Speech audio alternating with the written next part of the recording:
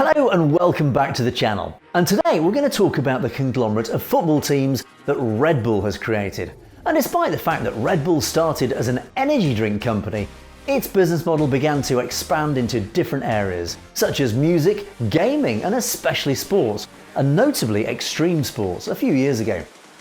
In reality, Red Bull created its fame and brand through the promotion and financing of events in all sorts of disciplines, the sponsorship of many athletes, and equipment acquisition. Well, the intention of the owner of Red Bull, a Mr. Dietrich Mateschitz, was never to get involved in the world of traditional sports. His vision was more focused on extreme sports and racing.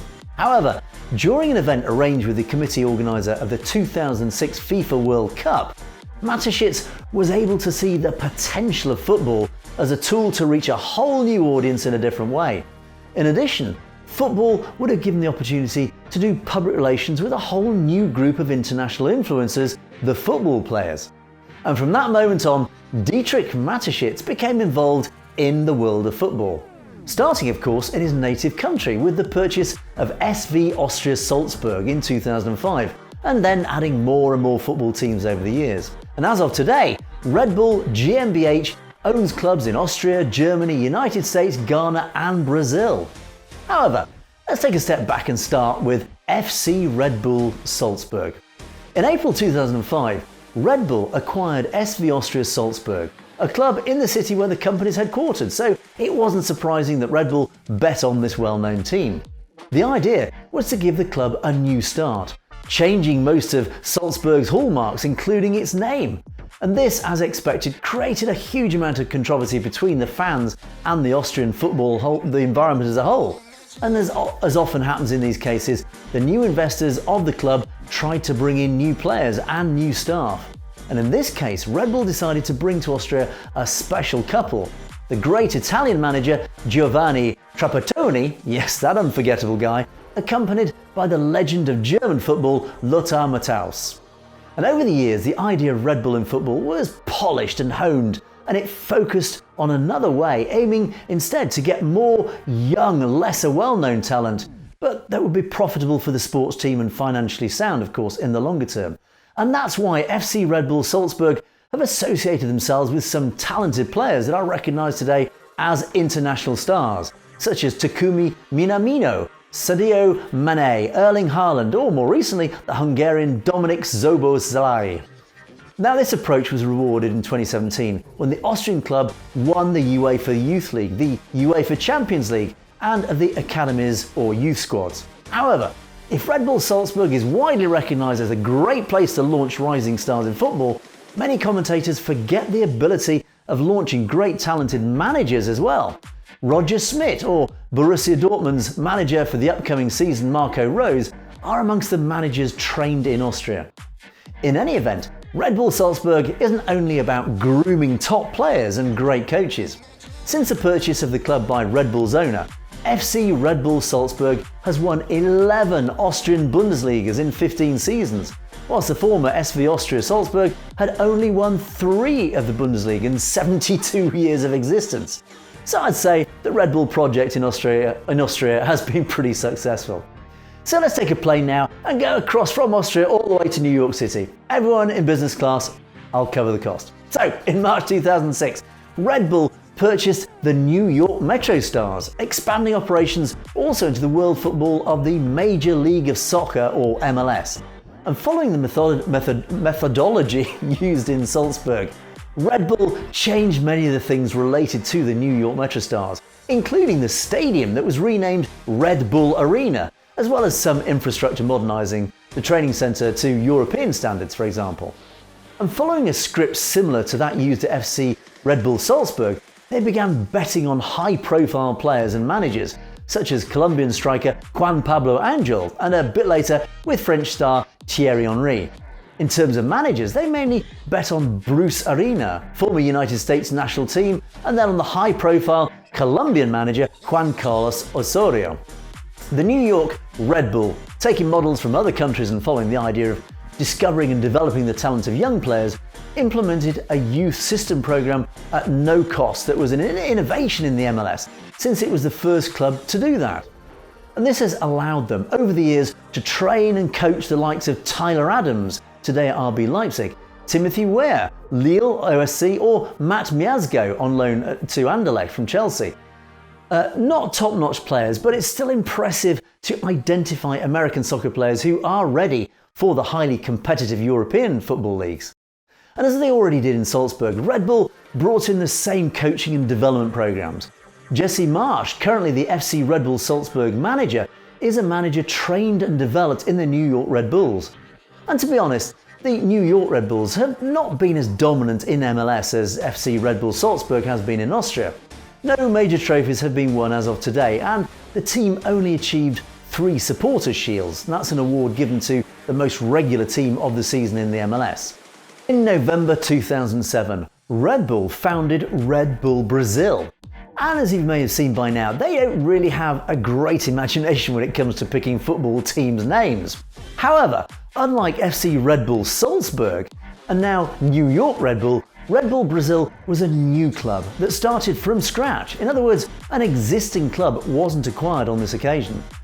The club began its journey in Brazilian football in one of the lowest leagues, the Paulista Segunda Divisão Championship.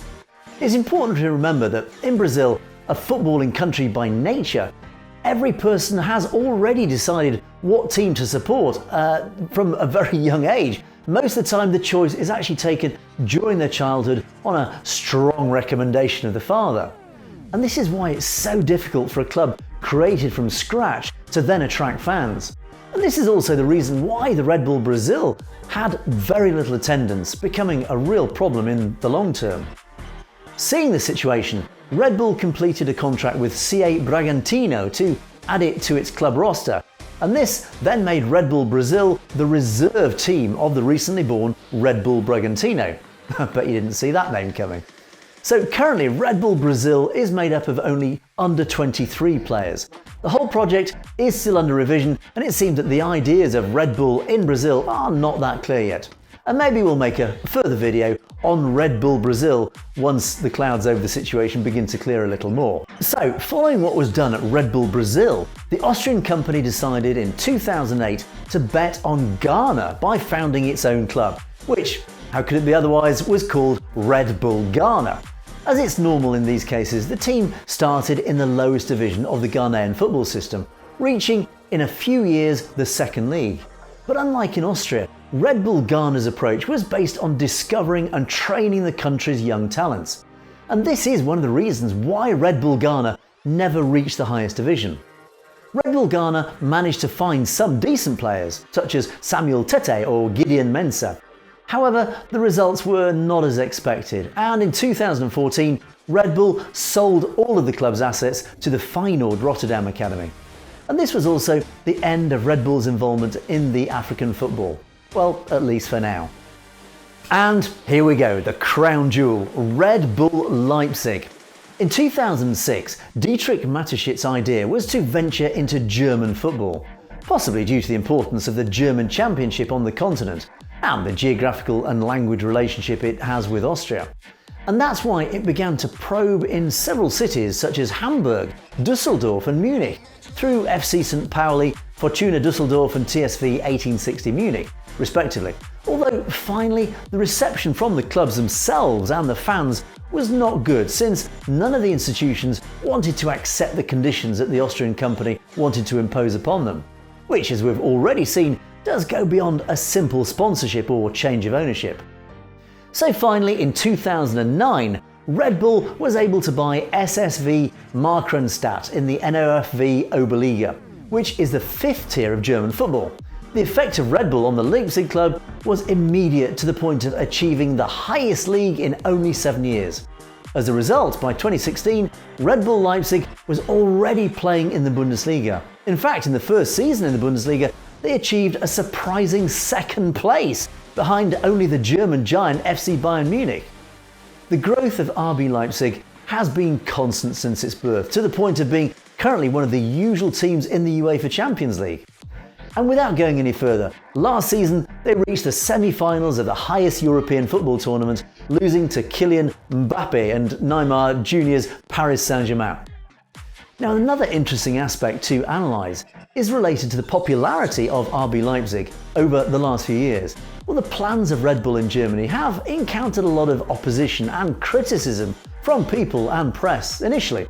However, the constant growth of the club has convinced also even the most sceptical East Germans to support a team which more than any other represents that less developed part of Germany. And to understand this situation, we need to bear in mind that the football teams of the former East Germany couldn't impose themselves in the Bundesliga, which was mainly a league dominated by the teams of the former west part of Germany. But due to incredible series of successes of RB Leipzig, this has partially changed, and since the reunification, for the first time, a team based in the eastern area of Germany has a chance to compete with these powerhouses from the western side. Now, if we also consider the recent acquisition of USK Anif from the city of Liefering in Austria, we complete the teams which are or were owned by the Red Bull conglomerate. Specifically, Red Bull decided to use this team, FC Liefering, as an additional satellite football team for FC Red Bull Salzburg. For now, these are the clubs that make up Red Bull's football conglomerate. However, they don't seem to stop there and are already probing other possible options. It seems that they're thinking of arriving in England in view of the approaches they've made to some clubs, such as AFC Sunderland or the MK Dons. And the possible acquisition of FC UFA from Russia was also rumoured. So it's clear that Red Bull is indeed planning further acquisitions, and maybe soon.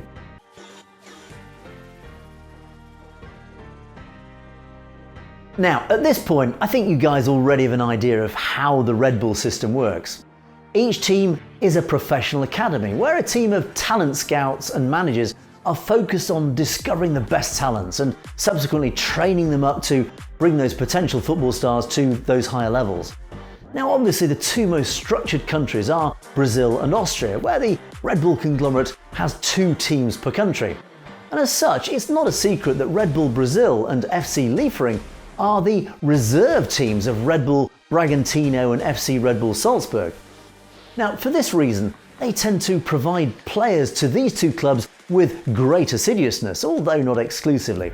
Well, Red Bull Bragantino and New York Red Bull, and on occasion FC Red Bull Salzburg, serve as an intermediate club at an intermediate level to finally reach those main teams, the RB Leipzigs. It is a sort of pyramid, and the better you are, the higher up that pyramid you go. And the peak is obviously represented by RB Leipzig. And let me give you an example that demonstrates this. Dominik Szoboszlai, a 20-year-old Hungarian football talent, and he was discovered by the great work of the scouts of the Red Bull Group. Now, he was immediately acquired and he started to train at FC Liefering, where he would adapt to the life of football and of life in Austria, which is more demanding than football in Hungary. Well, Szoboszlai then moved on up to FC Red Bull Salzburg, which he began to stand out both in domestic and international competitions, such as the UEFA Champions League and UEFA Europa League. And finally, the Hungarian star was traded to RB Leipzig in the last winter transfer window in 2021. Now, we must also note that a similar system is used for managers, making them part of this overall staff, or directly giving them the opportunity to direct one of the clubs in the conglomerate, moving their way up this pyramid.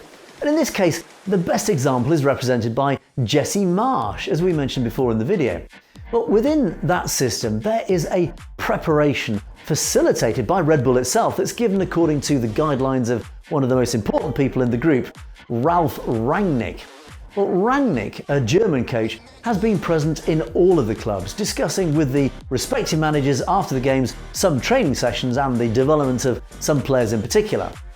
Now, he's also present in the interviews for the recruitment of each new manager who joined the Red Bull Group, or on each movement within the group itself, so he's heavily involved.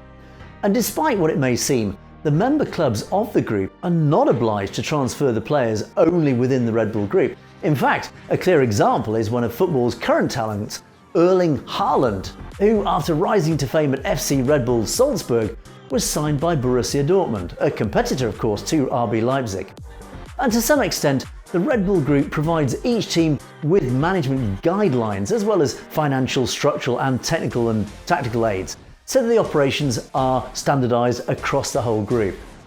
So, this is a comprehensive summary of the Red Bull Football Group, which has adopted a very different model compared to those adopted by City Football Group, the owner of Manchester City. However, we'll soon make lots more videos on Football Group highlighting the features of the City Football Group as well as the Pozzo family. Another interesting case to study for those who love football, looking at it from 360 degrees. But in the meantime, let's move on to the controversies of the Red Bull Football Group. So, despite, of course, the many benefits that a club can get by being incorporated into the Red Bull conglomerate, there are certain measures taken by the Austrian firm that are, well, actually, should we call it, not well received, such as changing the colours, the logos, and even the names of the clubs it acquires. And that supposes the dismantling of the identity and even the heritage of that previous club. So when SV Austria Salzburg was purchased, a significant portion of the club's fan base protested and resisted that purchase until it became imminent. And at that point, they decided to leave the club and form a new one that would maintain that identity of SV Austria Salzburg. At RB Leipzig, something similar happened, since in Germany, by law, football clubs must comply with a 50+1 rule, which means that at least 51% of the club belongs to the fans, and they take the essential decisions and, of course, control the destiny of the club. Well, in the case of RB Leipzig, the law is followed, but there's a trick up the sleeve because most of the members of the club's board are actually related in some way to Red Bull. But on the other hand, in Germany, it's forbidden for a sponsor to be in the actual name of the club. So Red Bull changed the name of the institution to Rasenballsport Leipzig, using, of course, the same initials so as not to infringe the law and in a certain way keep the name from the Austrian company. But all this has led them to be considered the most hated club in Germany. But even to be able to face each other in the UEFA Champions League, Red Bull used a technicality so that the match could be played because UEFA doesn't allow two teams of the same owner to face each other. Well, Red Bull stressed that only FC Red Bull Salzburg was owned by the Austrian company, and it was only a sponsor of RB Leipzig for the aforementioned compliance with German law.